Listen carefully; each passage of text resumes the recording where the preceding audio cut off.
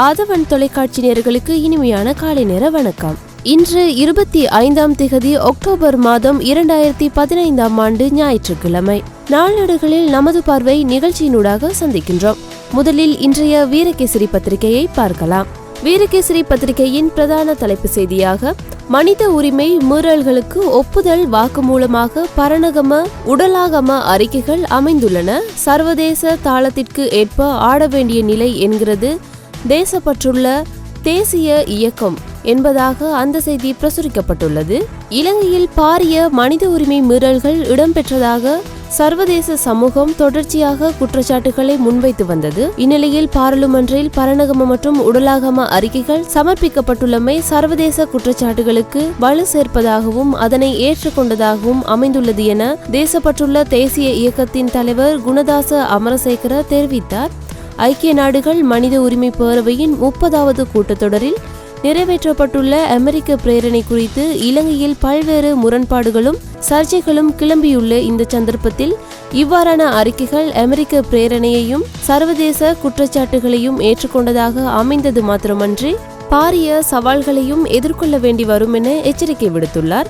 Maxwell Paranagama மற்றும் உடலாகம அறிக்கைகள் குறித்து வீரகேசரி வார வெளியீட்டுக்கு கருத்து தெரிவித்த போது அவர் இதனை தெரிவித்தார் என்பதாக அந்த செய்தி தொடர்ந்து செல்கிறது.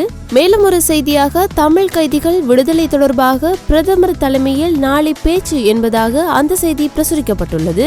சந்தேகத்தின் பேரில் கைது செய்யப்பட்டு எந்தவித விசாரணையும் இன்றி தடுத்து வைக்கப்பட்டுள்ள தமிழ் கைதிகளின் விடுதலை தொடர்பாக நாளை 26 பிரதமர் ரணில் விக்ரமசிங்க தலைமையில் முக்கிய பேச்சுவார்த்தையொன்று இடம்பெற உள்ளதாக நீதி அமைச்சர் விஜயதாச ராஜபக்ஷ நேற்று வீரகேசரி வார வெளியீட்டுக்கு தெரிவித்தார். இந்த பேச்சுவார்த்தையில் சட்டமா அதிபர், சிறைச்சாலைகள் ஆணையாளர் உட்பட முக்கிய அமைச்சர்கள் சிலரும் பங்கு கொள்வர். இப்பேச்சுவார்த்தையின் போது தடுத்து வைக்கப்பட்டுள்ள தமிழ் கைதிகள் தொடர்பாக விபரங்கள் மற்றும் எக்காரணத்தினால் தடுத்து வைக்கப்பட்டுள்ளனர் என்பது குறித்து ஆராயப்படுவதுடன் அவர்களை விடுதலை செய்யும் சாத்தியக்கூறுகள் குறித்தும் விரிவாக ஆராயப்பட உள்ளதாக அமைச்சர் தெரிவித்தார்.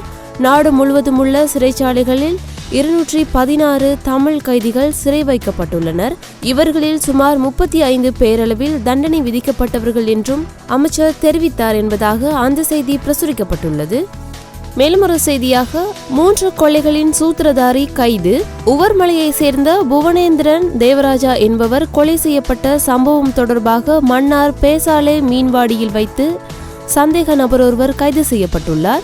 மொரவெவ போலீஸ் பிரிவிற்கு உட்பட்ட நொச்சிக்குளத்தை சேர்ந்த 27 வயதான ஒருவரே பேசாலையில் வைத்து மன்னார் போலீசாரினால் கைது செய்யப்பட்டு திருகோணமலை போலீசாரிடம் ஒப்படைக்கப்பட்டுள்ளார். உவர்மலை லோவர் வீதியை சேர்ந்த புவனேந்திரன் தேவராஜா 2 மாதங்களுக்கு முன்னர் நொச்சிக்குளம் குளத்தடியில் கொலை செய்யப்பட்டிருந்தார். இது தொடர்பான அடையாளங்கள் நொச்சிக்குளம் பிரதான வீதியிலிருந்து 2 கிலோமீட்டர் தொலைவில் உள்ள பகுதியில் கண்டுபிடிக்கப்பட்டன.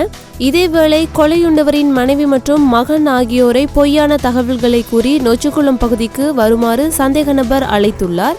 இதனை நம்பிய அவர்கள் காட்டு வழியாக குறித்த இடத்திற்கு சென்றபோது அவர்களை கண்ட கிராமவாசிகள் தடுத்து நிறுத்தி அனுப்பியுள்ளனர். இது தொடர்பாக அவர்கள் போலீசில் முறைப்பாடு செய்துள்ளனர். இந்த நிலையிலேயே சந்தேக நபர் மன்னாரில் கைது செய்யப்பட்டுள்ளார் என்பதாக அந்த செய்தி தொடர்ந்து செல்கிறது. மேலும் ஒரு செய்தியாக ஐநாவின் முயற்சிகளுக்கு இந்தியா உறுதுணை புரியும் இந்திய பிரதமர் மோடி என்பதாக அந்த செய்தி வெளிவந்துள்ளது. ஐநாவின் அனைத்து முயற்சிகளுக்கும் உறுதுணை புரிய இந்தியா எப்போதும் தயாராக உள்ளது என்று அந்த அமைப்பின் 70வது ஆண்டு தினத்தையொட்டி வாழ்த்து செய்தியில் மோடி குறிப்பிட்டுள்ளார். மேலும் மகாத்மா காந்தியின் கொள்கை கோட்பாடுகள் இன்றைய காலத்திற்கும் பொருத்தமானவை என்று அவர் தெரிவித்துள்ளார். உத்தரப்பிரதேசத்தில் மாட்டிறைச்சி சாப்பிட்டதாக கூறி முஸ்லிம் ஒருவர் கொல்லப்பட்டமை, ஹரியானாவில் தலித் குடும்பத்திற்கு தீ வைத்ததில் 2 குழந்தைகள் பலியானமை என நாட்டில் சகிப்புத்தன்மை குறைந்து வன்முறை அதிகரித்து வரும் சூழலில் பிரதமர் மோடியின் இந்த கருத்து கவனிக்கத்தக்கது என்று இந்திய ஊடகங்கள் தெரிவித்துள்ளதாக அந்த செய்தி வெளிவந்துள்ளது. அடுத்ததாக மாலைத்தீவின் துணை ஜனாதிபதி கைது. ஜனாதிபதியை கொல்ல சதியாம் என்பதாக அந்த செய்தி கட்டமிடப்பட்ட செய்தியாக பிரசுரிக்கப்பட்டுள்ளது. மாலைத்தீவின் ஜனாதிபதியை கொலை செய்வதற்கு சதித்திட்டம் தீட்டியதாக துணை ஜனாதிபதி அஹ்மத் அதீப் நேற்று கைது செய்யப்பட்டுள்ளார் என அந்நாட்டு உள்துறை அமைச்சு தெரிவித்துள்ளது. தற்போது தடுப்பு காவலில் வைக்கப்பட்டுள்ள அஹ்மத் அதீப் மீது தேச துரோக குற்றச்சாட்டு சுமத்தப்பட்டிருப்பதாக உள்துறை அமைச்சர் நசீர் தனது ட்விட்டர் பக்கத்தில் தெரிவித்துள்ளார் என்பதாக என்பதாக அந்த செய்தி கட்டமிடப்பட்ட செய்தியாக வெளிவந்துள்ளது. மற்றொரு செய்தியாக யுத்த குற்ற விசாரணையில் வெளிநாட்டு நீதிபதிகள் இல்லை, ஐநா தீர்மானத்திற்கு சர்வஜன வாக்கெடுப்பு என்பதாக அந்த செய்தி வெளிவந்துள்ளது. யுத்த குற்றச்சாட்டுகள் தொடர்பில் இலங்கையில் நடைபெறவுள்ள விசாரணையின் போது வெளிநாட்டு நீதிபதிகள் வழக்குகளை விசாரணை செய்து நீதி வழங்கும் செயற்பாட்டில் ஒருபோதும் ஈடுபட மாட்டார்கள் என மின்வலு எரிசக்தி பிரதி அமைச்சர் அஜித் பி பெரேரா தெரிவித்தார். ஐக்கிய நாடுகள் மனித உரிமைகள் பேரவையின் 30வது கூட்டத்தொடரில் இலங்கையின் அனுசரணையுடன் நிறைவேற்றப்பட்டுள்ள பிரேரணையில் குறிப்பிட்டுள்ள விசாரணை பொறிமுறை பற்றி கேட்டபோதே அவர் இதனை தெரிவித்துள்ளார் என்பதாக அந்த செய்தி வெளிவந்துள்ளது. அடுத்ததாக தினக்குரல் பத்திரிகையை பார்க்கலாம். இன்றைய தினக்குரல் பத்திரிகையின் பிரதான தலைப்பு செய்தியாக கைதிகளுக்கு பொது மன்னிப்பு வழங்கும் யோசனை, அமைச்சரவை நிராகரிப்பு, நீதி அமைச்சரும் சம்பிக்கவும் எதிர்த்ததே காரணம் என்பதாக அந்த செய்தி பிரசுரிக்கப்பட்டுள்ளது. தமிழ் அரசியல் கைதிகள் பொது மன்னிப்பில் விடுதலை செய்யப்பட வேண்டும் என மீள்குடியேற்றம், புனர்வாழ்வு மற்றும் இந்து மத விவகார அமைச்சர் DM சுவாமிநாதனினால் கடந்த புதன்கிழமை நடைபெற்ற அமைச்சரவை கூட்டத்தில் முன்வைக்கப்பட்ட யோசனை அமைச்சரவையினால் நிராகரிக்கப்பட்டுள்ளதாக தகவல்கள் வெளியாகியுள்ளன. அமைச்சரவையில் சுவாமிநாதன் இந்த யோசனையை முன்வைத்த வேளையில் நீதி அமைச்சர் விஜயதாச ராஜபக்ஷவினால் ஜாத்திக ஹெல உரிமைய செயலாளர் சம்பிக்க ரணவக்க ஆகியோரினாலும் இதற்கு கடும் எதிர்ப்பு வெளியிடப்பட்டதாகவும் தெரிவிக்கப்படுகிறது. சிறைகளில் தண்டனை அனுபவிக்கும் மற்றும் விளக்கமறியலில் தடுத்து வைக்கப்பட்டுள்ள விடுதலை புலி சந்தேக நபர்களுக்கு பொது மன்னிப்பு வழங்கப்பட வேண்டும் என கோரிய மீள்குடியேற்ற அமைச்சர் சுவாமிநாதன் கடந்த அமைச்சரவையில் யோசனை ஒன்றை முன்வைத்துள்ளார். இதற்கு விஜயதாச ராஜபக்ஷவும் சம்பிக்கவும் எதிர்ப்பு தெரிவித்துள்ளதுடன் விடுதலை புலி உறுப்பினர்களுக்கு பொது மன்னிப்பு வழங்கப்படுமாயிருந்தால் அதேபோன்று போர் குற்றச்சாட்டு சுமத்தப்படும் இராணுவத்தினருக்கும் பொது மன்னிப்பு வழங்கப்பட வேண்டும் எனவும் இராணுவத்தினருக்கு எதிராக நடவடிக்கை எடுத்துவிட்டு விடுதலை புலிகளை பொது மன்னிப்பில் விடுதலை செய்வதனை ஏற்றுக்கொள்ள முடியாது எனவும் சம்பிக்க ரணவக்க கருத்து வெளியிட்டுள்ளதாக அந்த செய்தி தொடர்ந்து செல்கிறது. மேலும் ஒரு செய்தியாக தமிழ் அரசியல் கைதிகளின் விடுதலை குறித்து ஆராயும் கூட்டம், 2ஆம் திகதி கொழும்பில் ஆர்ப்பாட்டம் என்பதாக அந்த செய்தி பிரசுரிக்கப்பட்டுள்ளது.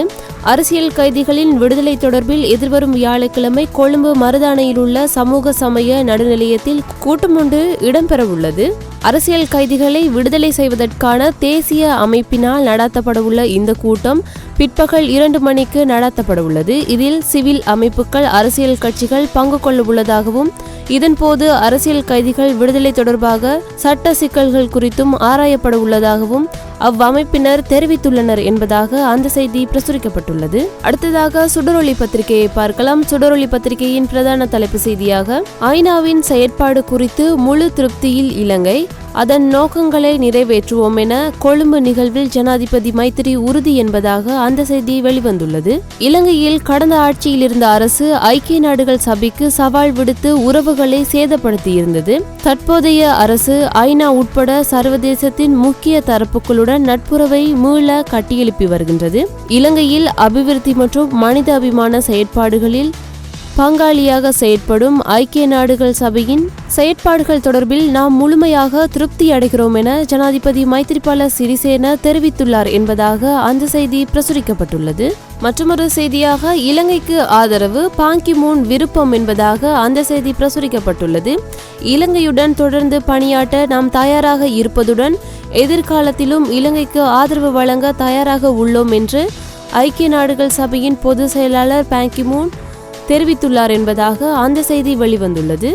மற்றொரு செய்தியாக ஐநாவுடன் மோதியதால் பின்தங்கியது மஹிந்த அரசு, பிரதமர் ரணில் சுட்டிக்காட்டு என்பதாக அந்த செய்தி பிரசுரிக்கப்பட்டுள்ளது.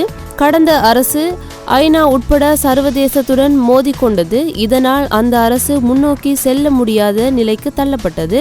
2015ஆம் ஆண்டு ஜனவரி 8இல் மைத்திரிபால சிறிசேன ஜனாதிபதியாக பதவியேற்றதன் பின்னர் ஏற்படுத்தப்பட்ட ஆட்சி மாற்றத்துடன் மீண்டும் இலங்கை சர்வதேசத்திற்குள் பிரவேசித்தது என்று பிரதமர் ரணில் விக்ரமசிங்க தெரிவித்தார்.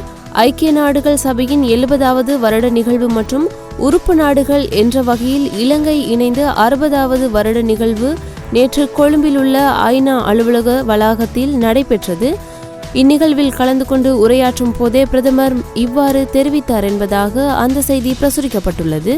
அடுத்ததாக ஆங்கில பத்திரிகையான த சண்டே டைம்ஸ் பத்திரிகையை பார்க்கலாம். த சண்டே டைம்ஸ் பத்திரிகையின் பிரதான தலைப்பு செய்தியாக பெருந்தோட்ட தேயிலை உற்பத்திகளை பாதுகாக்க அவசர நடவடிக்கை என்பதாக அந்த செய்தி வெளிவந்துள்ளது.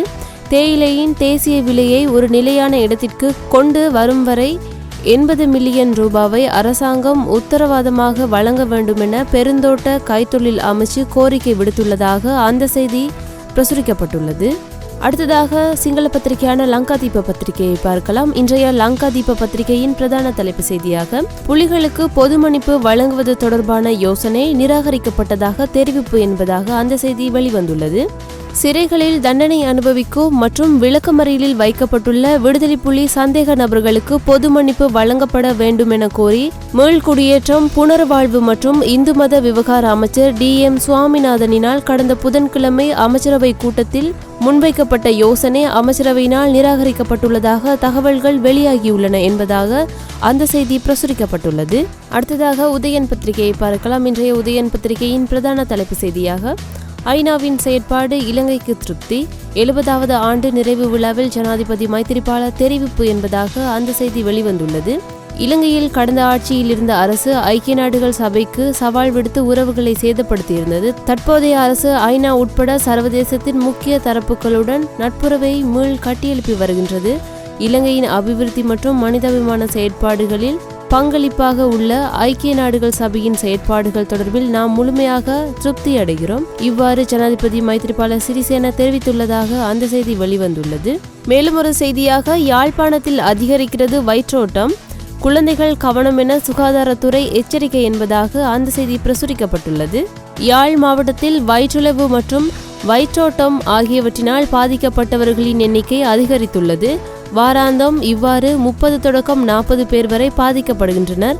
எனவே சுட்டாரிய நீரை அருந்துமாறும் நன்கு கழுவிய பழங்களை உட்கொள்ளுமாறும் சுகாதார பகுதியினர் பொதுமக்களுக்கு அறிவுறுத்தியுள்ளனர் என்பதாக அந்த செய்தி பிரசுரிக்கப்பட்டுள்ளது. மேலும் ஒரு செய்தியாக போலீசாருக்கு எதிராக 120 முறைப்பாடுகள் பதிவு, அடுத்த வாரம் விசாரணைகள் ஆரம்பம் என்பதாக அந்த செய்தி பிரசுரிக்கப்பட்டுள்ளது. போலீசாருக்கு எதிராக நாடளாவிய ரீதியில் இதுவரை 120 முறைப்பாடுகள் பதிவாகியுள்ளன. அவை குறித்து விசாரணைகள் அடுத்த வாரம் ஆரம்பிக்கப்படவுள்ளதாக தேசிய போலீஸ் ஆணைக்குழு தெரிவித்துள்ளதாக அந்த செய்தி வெளிவந்துள்ளது. அடுத்ததாக வலம்புரி பத்திரிகையை பார்க்கலாம். வலம்புரி பத்திரிகையின் பிரதான தலைப்பு செய்தியாக மனித உரிமைகளை பேண இலங்கை அரசு தயார், ஜனாதிபதி தெரிவிப்பு என்பதாக அந்த செய்தி வெளிவந்துள்ளது. ஐநாவின் பிரதான நோக்கங்களாக மனித உரிமைகளை பேணுதல் மற்றும் பாதுகாப்பினை உறுதிப்படுத்துதல் ஆகியன இருக்கின்றன. இவற்றை பூரணமாக பொறுப்புடன் நிறைவேற்ற அரசாங்கம் தயாராக இருக்கிறது. இவ்வாறு ஐநாவின் 70வது ஆண்டு நிறைவை முன்னிட்டு கொழும்பிலுள்ள ஐநா அலுவலகத்தில் நேற்று சனிக்கிழமை நடைபெற்ற நிகழ்வில் கலந்து கொண்டு உரையாற்றும் போதே ஜனாதிபதி மைத்திரிபால சிறிசேன இவ்வாறு தெரிவித்துள்ளார் என்பதாக அந்த செய்தி தொடர்ந்து செல்கிறது. மேலும் ஒரு செய்தியாக ஜனாதிபதி ஊடக பிரிவின் பிரதி பணிப்பாளர் விலகல், ஜனாதிபதியின் ஊடக பிரிவு செயலிழந்துள்ளதாக கூறி அதன் பிரதி பணிப்பாளர் பதவி ராஜினாமா செய்துள்ளார். வழங்கப்படும் பொறுப்புகளை வினைத்திறனாக நிறைவேற்றிக் கொள்ளக்கூடிய சிறந்த சூழல் ஜனாதிபதியின் ஊடக பிரிவில் இல்லை என ஜனாதிபதி மைத்திரிபால சிறிசேனவிற்கு கடிதம் மூலம் அறிவித்துவிட்டு அதன் பிரதி பணிப்பாளரான ஓசல ஏரத் பதவி ராஜினாமா செய்துள்ளார் என்பதாக அந்த செய்தி பிரசுரிக்கப்பட்டுள்ளது. இத்துடன் கொழும்பிலிருந்து வெளியான நாளேடுகளினதும் யாழ்ப்பாணத்திலிருந்து வெளியான நாளேடுகளினதும் செய்திகளை பார்த்திருந்தோம். மற்றுமொரு நாளேடுகளில் நமது பார்வை நிகழ்ச்சியினூடாக சந்திக்கும் வரை நன்றி, வணக்கம்.